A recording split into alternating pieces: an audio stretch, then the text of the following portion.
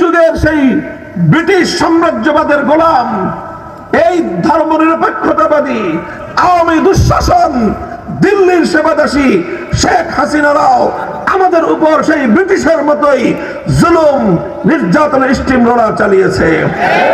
2013 সালে আমাদের অসংখ্য ভাইকে শাপলা চত্বরে গুলি করে হত্যা করেছে। 2021 সালে নরঘাতক নরেন্দ্র মোদীর বাংলাদেশ আগমনের বিরুদ্ধে প্রতিবাদ করায় হাটহাজারী, ব্রাহ্মণবাড়িয়া সহ বাংলাদেশে আমাদের প্রায় 25 থেকে 26 জন হেফাজতে ইসলামের নেতা কর্মী, আলেম এবং ছাত্রদেরকে পাখির মতো গুলি করে তারা হত্যা করেছে। এরপরে হত্যা করেছে আমার ভাইকে, শহীদ করেছে আমাদের সন্তানদেরকে, এভাবে অসংখ্য মানুষকে পঙ্গু করে এরপরে আবার আমাদের উপর ক্র্যাকডাউন চালিয়েছে।